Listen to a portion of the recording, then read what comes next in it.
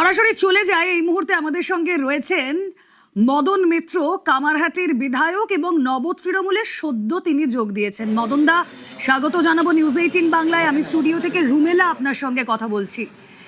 এত দিনের সঙ্গী আপনি মমতা বন্দ্যোপাধ্যায়, তৃণমূলের শুরু থেকে তো শুধু না, সেই কংগ্রেস আমল থেকে তাকে ছাড়লেন। আমি যদি প্রথম তিনটে কারণ আপনাকে বলতে বলি, কি বলবেন?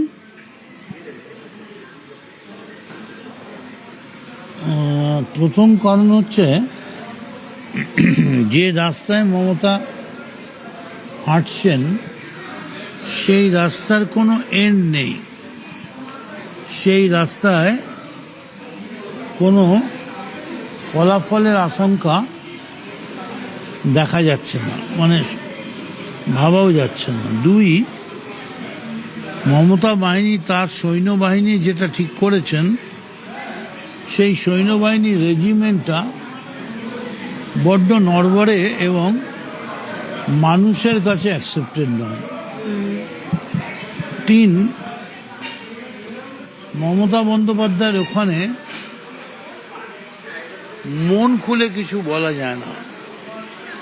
মন খুলে বলতে গেলে তাহলে তুমি বেঈমান হয়ে যাও।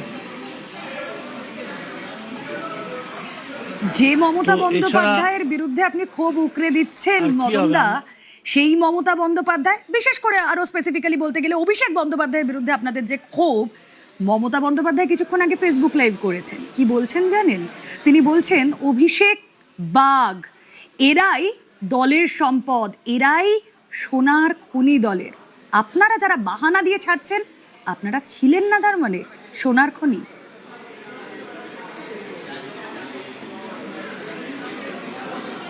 কি বলেছেন? অভিষেক বাদ? বাঘ, অভিষেক বাঘ। শুনলাম না কি বলেছেন। অভিষেক বাঘ বাঘের মতো লড়াই করছে। ও বাঘ, আচ্ছা ভালো। বাঘ হলে মানুষ খাবে, বেশি মুশকিল হয়ে যাবে আবার। আর আপনাকে তো নাকি অভিষেকের জন্য। হ্যাঁ হ্যাঁ, আপনি বলুন বলুন। হ্যাঁ বলুন বলুন, আমাকে কি? এই যে পুলিশ ভয় দেখানো হয়েছে, মানে ইডি সিবিআই দিয়ে আপনাকে ভয় দেখানো হয়েছে, আপনি নাকি সেই ভয়েই মমতা তৃণমূল ছাড়লেন। এটা শুধুমাত্র বাহানা।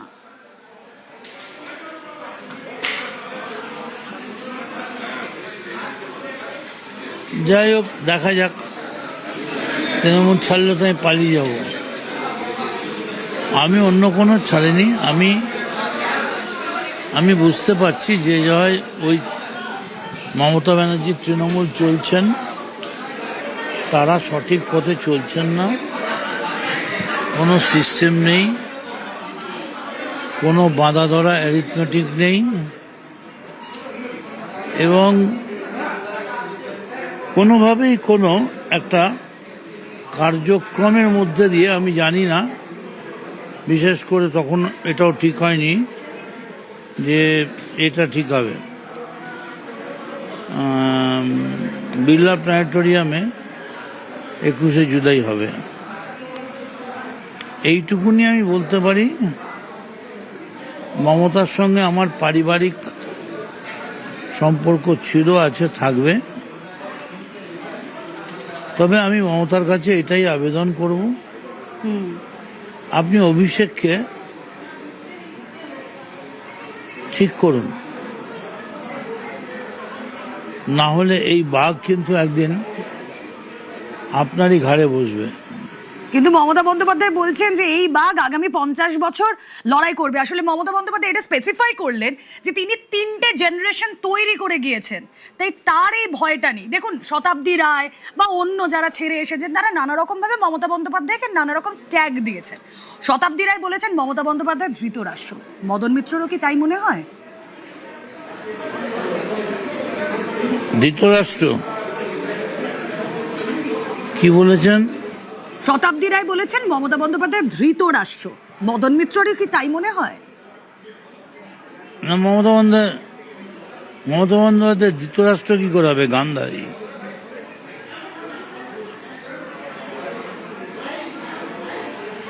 মদন বাবু, আমরা দেখলাম যে যখন অভিষেককে পালা বদল হলো, মমতা ছাড়বে না। দলের এত ভরাডুবি হলো, সেই সময় থেকেই অনেকে বিক্ষোভ দেখালেন, অনেকে দল ছাড়লেন, ছাড়ার কথা ঘোষণা করলেন। কিন্তু আমি দেখেছি আপনি কিন্তু তখনও যারা বিক্ষুব্ধ ছিল তাদের দিকেই আপনার ক্ষোভ উগরে দিয়েছেন। আপনি তখনও মমতা বন্দ্যোপাধ্যায়কে ছাড়েননি।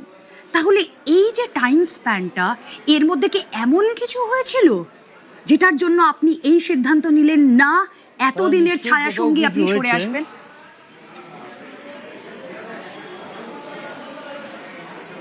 এক কথায় আপনাকে বলি, আমি যদি আরো 5 বছর থাকতাম, ওই 5 বছর গঙ্গার ধারে গিয়ে আমার মাথার টিকি কেটে ভালো করে চান করলে কাজে দিত, মাথায় ঠান্ডা জল দিলে।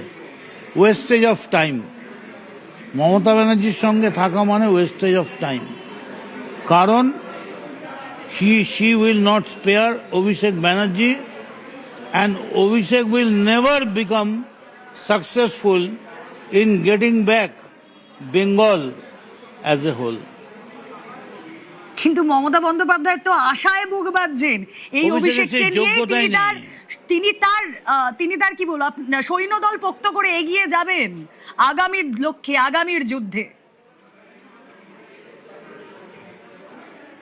শুনুন, দিদি তার বুক বাঁধতে পারেন, যাই করুন, এইটুকুন জেনে রাখুন, আগামী 20 বছরের মধ্যে অভিষেকের আর কোনো চান্স নেই।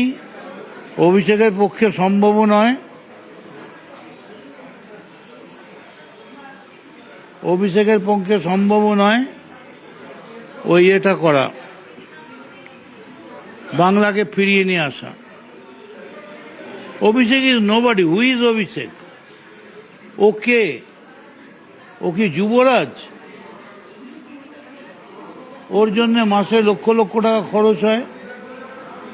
ওই টাকাটা তো এখানে দিলে আমাদের 21শে জুলাই ছেলেদের দুটো ডাল ভাতের জায়গায় একটা ডিমের অমলেট তৈরি হতো। মদনদা, যে প্রশ্নটা খুব স্বাভাবিকভাবে আসবে, দেখুন আপনি আজ যে কথাগুলো বলছেন সবাই বলছে, মদন মিত্র যখন আজ এই কথা বলছেন, এত দিনের সঙ্গী, সেই মদন মিত্র কখনো দলের মধ্যে এই কথাগুলো বলতে পারেননি? দিদিকে বলতে পারেননি যে এই অবস্থা অভিষেকের জন্য? আজকে অনুব্রত মণ্ডলকেও বলতে শুনলাম মদনদা যে দিদি নাকি কান দিয়ে দেখে। এই কথাগুলো বলার জায়গা ছিল না তাহলে? দিদিকে বোঝানো হয়েছে, বলা হয়েছে, কিন্তু দিদি বিশ্বাস করে যে Abhishek he can turn the tide. Abhishek ঘুরিয়ে দিতে পারে। তো যদি অভিষেক পারে, আমরা কেউ না পারি, তাহলে আর নিজেদের সম্মান নিয়ে রেখে থেকে লাভ কি? হাউএভার, মমতা ব্যানার্জি আমার নেত্রী, তাকে আমি সম্মান করি, তিনি মহান নেত্রী, আমি সবসময় তাকে সম্মান করে চলব। দলের এই ভরাডুবির সময় 2026-এর বিধানসভা নির্বাচন, আমি যদি ব্যারাকপুরের বেলটার কথা বলি, কামারহাটি আমার নিজস্ব জায়গা, তাই আমি খুব ব্যক্তিগত জায়গা থেকেও এটা বলতে পারি, সেখানে মদন মিত্র আসন ধরে রাখতে পেরেছেন, বাকি কেউ এই জায়গায় পারেন। সেটা কি তৃণমূলের ক্যারিশমা কোথাও কাজ করেনি, শুধু মদন মিত্রর করেছে? না, আমি এটা মনে করি না। সবাই, আমার মনে হয় দলের কর্মীরা জিতেছে। তৃণমূল থেকে, মমতার তৃণমূল থেকে নব তৃণমূলে, এইবার নব তৃণমূলে মদন মিত্র কি করবেন? মদন মিত্রকে তো চিফ হুইপও করা হয়েছিল কালীঘাট তৃণমূলের, মমতার তৃণমূলের টু বি স্পেসিফিক। এবার মদন মিত্র কি করবেন নব তৃণমূলে? আমার কাজ তো কিছু করার নয়। আমার কাজ নব তৃণমূলে যারা নেতৃত্ব, তারা যে দায়িত্ব আমায় পালন করতে দেবে, আমি তাই পালন করব। এখন আমি নিশ্চয়ই দৌড়ে দৌড়ে গিয়ে বলবো না যে আমি ওই কি বলে আমাদের যে দৌড় হয়, ওই দৌড়ে আমি প্রথম প্রতিযোগিতায় নাম লেখাবো। যা দায়িত্ব দিচ্ছে তাই কাজ করব। নব তৃণমূলে মদনদা, আপনি আর কোন ভুলগুলো রিপিট করার সুযোগ দেবেন না একজন বর্ষীয়ান নেতা হিসেবে? কোন ভুলগুলো আর যেন নব তৃণমূল না করে?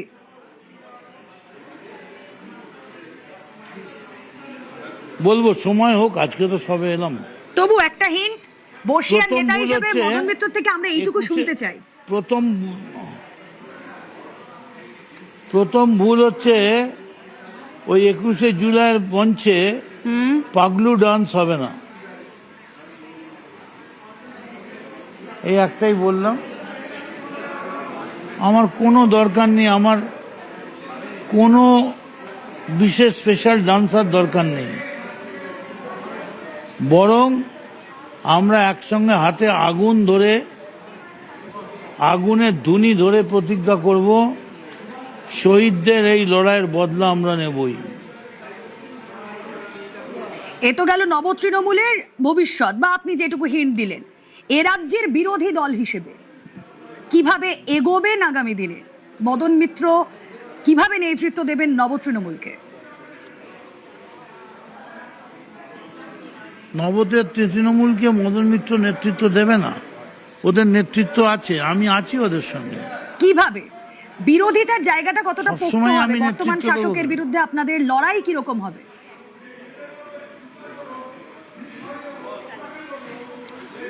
পোক্ত করতে হবে, এমনিতে তো পোক্ত হবে না, পোক্ত করতে হবে। বেশ, দেখা যাক। অনেক ধন্যবাদ আপনাকে Madan da. Ball has started rolling লেন। হ্যাঁ হ্যাঁ, thank you so much. Madan Mitra ছিলেন আমাদের সঙ্গে, নব তৃণমূলে আজই যোগ দিয়েছেন তিনি। দলের বর্ষিয়ান নেতা, মমতাকে ছাড়লেন, মমতা তৃণমূলের সঙ্গে সমস্ত সঙ্গ ত্যাগ করলেন, কিন্তু এক সময়ের ছায়া সঙ্গী মদন মিত্রই মমতাকে ছাড়লেন, নব তৃণমূলের হাত ধরলেন, এবং বিরোধিতার জায়গাও যে আগামী দিনে পোক্ত হবে বর্তমান শাসকের সঙ্গে স্পষ্ট করার পাশাপাশি এটাও বললেন নব তৃণমূল মমতা তৃণমূলের মতো আর ভুলের পুনরাবৃত্তি করবে না। আজ এই মুহূর্ত থেকে মমতা বন্দ্যোপাধ্যায় তৃণমূল কংগ্রেসের সমস্ত রকম পদ থেকে আমি ইস্তফা দিই। আমি তৃণমূলে ছিলাম, তৃণমূলেই রইলাম, শুধু আমি এই ঘর থেকে ওই ঘরে গেলাম। আমি মমতা বন্দ্যোপাধ্যায়ের কাছে আজকেও আমার হোয়াটসঅ্যাপে সরি চেয়েছি। আমার তো ইডির থেকে ভয় ছিল এবি বেশি, ইডি ধরলে তবু কথা বলে জিজ্ঞেস করবে, ওখানে এবি কখন কোথায় তাড়ি দেবে, কি করে দেবে ভগবান জানে।